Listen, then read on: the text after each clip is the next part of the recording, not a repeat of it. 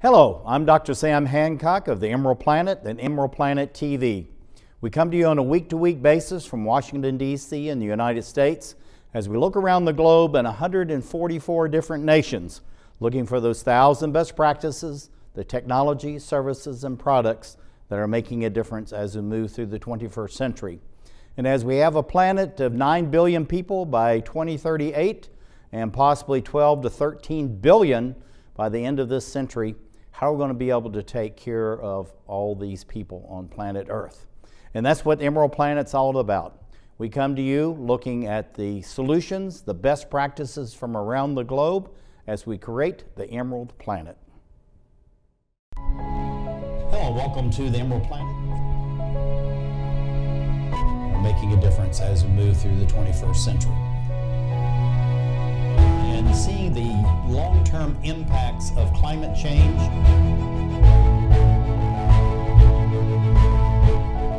We're glad to have you. Thank you for being with us.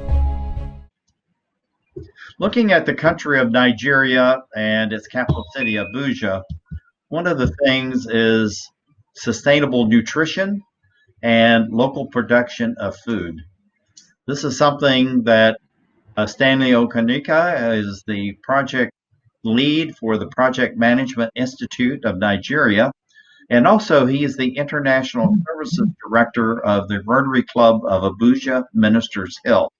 Stanley, welcome back to the Emerald Planet TV. Thank you very much, Uncle Sam. I'm glad to be back on the Emerald TV. Looking at sustainable agriculture in Nigeria and the future opportunities for the youth, why is permaculture so important in Nigeria as we're moving through the 21st century? Well, Africa is a very large continent, and it's also a continent that relies heavily on its agricultural produce for the sustenance of the human beings who live here. About 54% of Africans rely on agriculture for a means of livelihood. And the importance of agriculture in their livelihoods cannot be underemphasized, because right now a lot of young people are moving towards oil and other means to get their livelihoods together. But we're thinking that Africa, because of its potentials and arable land, can focus more on food production and getting the youth involved in this. Now, looking at your position as the International Services Director for the Rotary Club of Abuja, Ministers Hill, how does that tie directly into sustainable agriculture and sustainable nutrition? Well, yeah, so a lot of times when we talk about agriculture and its practice here and all over the world, sometimes it happens that people forget that agriculture could be sustained, and also the environment itself could be well taken care of. So this means when you're taking from the soil, or when you're taking from earth, you're giving back to it as well. And particularly providing a model for sustainability, we have looked at permaculture and how it can become a permanent culture for people. So this means scaling down the large-scale agricultural model into a home size, a home garden model. And this is replicated already so many parts of the world. However, we're trying to imbibe that culture over here. And as International Service Director of Rotary, I'm trying to connect to my peers so that basically we can start projects like this and create more awareness about this kind of projects all over the world. That's absolutely fantastic.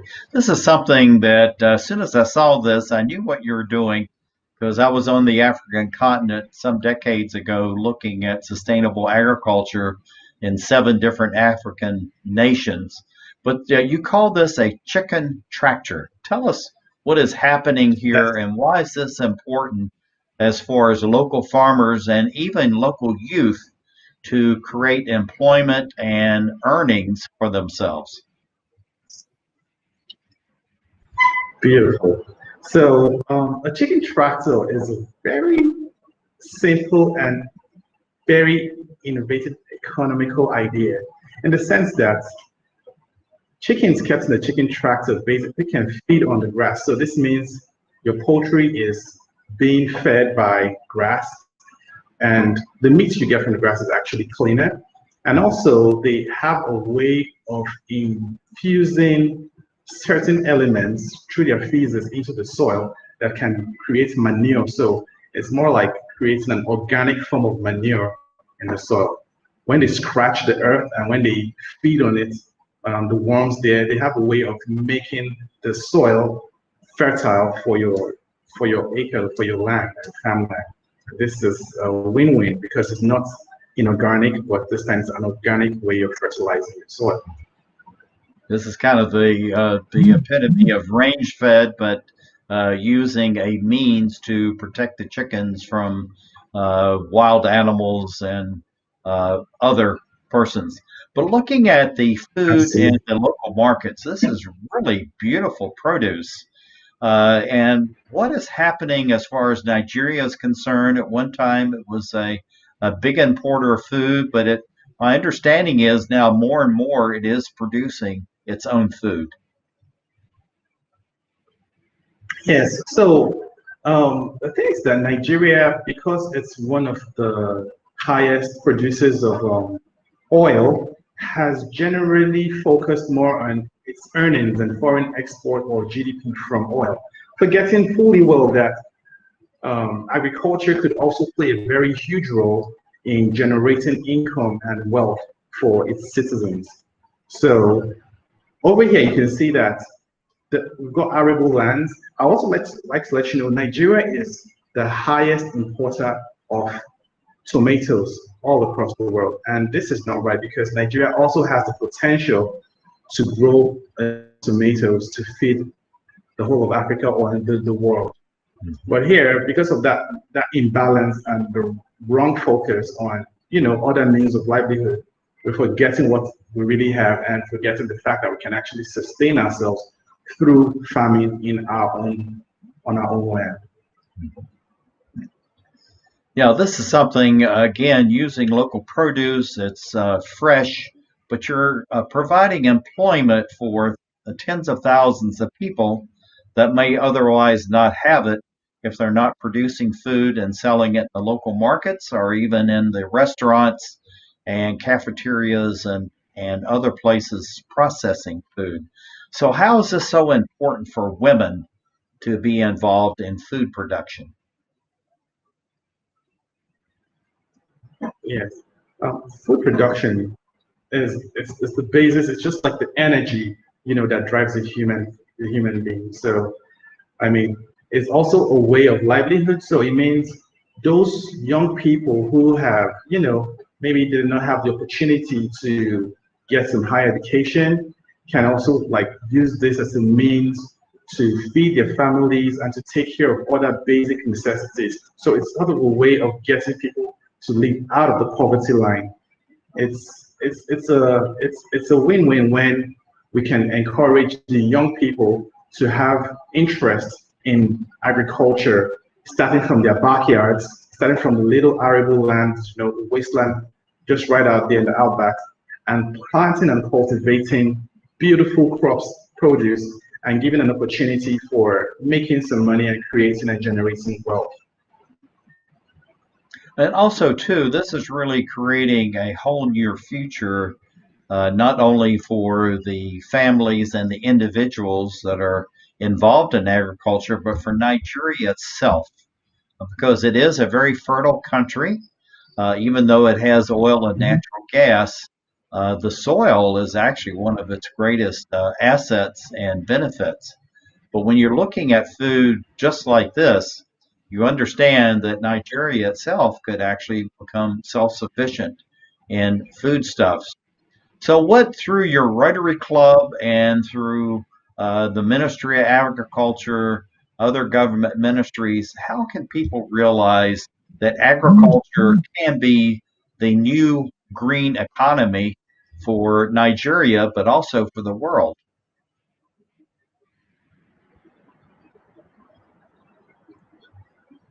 Yes, we could create a new economy and for just from Nigeria. Nigeria would be a pilot scale. If the rest of the world could model after the systems that got put in place in Nigeria. So Nigeria has got all these beautiful places and institutes for study with like tropical agriculture.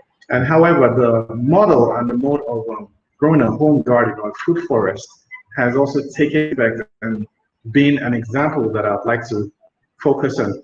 For example, over here you can see there's a young lady, she's got all this farm produce, and the nutritious, beautiful nutrients that could be gotten from this could also enhance the livelihoods of the citizens by giving them immunity against diseases and the rest of the likes. So this is something that is that Nigeria could harness, because even the produce from our soils are quite unique, and they are potentials for cash crops and commodities that could be exported to generate wealth for our country, Nigeria. Yeah, and the whole thing about water catchment and stormwater control, how is the irrigation so important as far as the people and also the production of agriculture in Nigeria? Right. So Nigeria is basically divided into belts. On the upper region, you have the Sahel savannas, and then down you have the monsoon rainforest. However, in the middle belt, sometimes there could be like an imbalance in rainfalls, and then sometimes you have really dry seasons. It's always very good that when you have an area that you want to cultivate or farm on, you should be able to have a catchment for water. So it means the water, you're going to work with the natural flow of water. It means trapping water, maybe on a rooftop or from a hillside, and creating proper irrigation, and sometimes creating ditches and dips so that the water can be sustained in some parts of the areas and channeled properly for the soil to enable, it could be used for, when the water is well kept and safe, it could be used for growing fish, and it could also be used for feeding the livestock that you have on your farm. So that's very important as well. So actually, water harvesting really is something that's widespread across Nigeria, very useful, as you say, from many different standpoints and aspects. But something you don't really think about with Nigeria is fish. Even though you have a long coastline, tell us a little bit about fish and why is that so important to the diet of Nigerians? Right. So just something you may not know, but Nigeria is the biggest producer of catfish right now, to speak. So we have people coming from all over the world and many other countries in Africa to study our methods of fish farming. So it means aquaculture basically has taken the forefront in producing the protein nutrients that Nigerians need.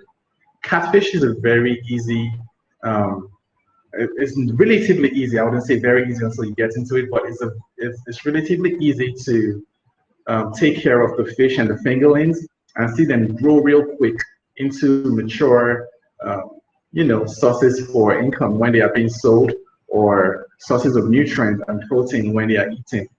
And so Nigeria is at the forefront of that, and we're even coming out with more means of innovation and encouragement, and also providing government facility as in the form of small-scale loans for young people who are interested in agriculture to tap into, so that we can actually build this aspect of our homegrown agriculture. That's absolutely fantastic. This is Stanley Oranika. He is the project management leader for the Management Institute of Nigeria. Thank you for being with us as we create the Emerald Planet.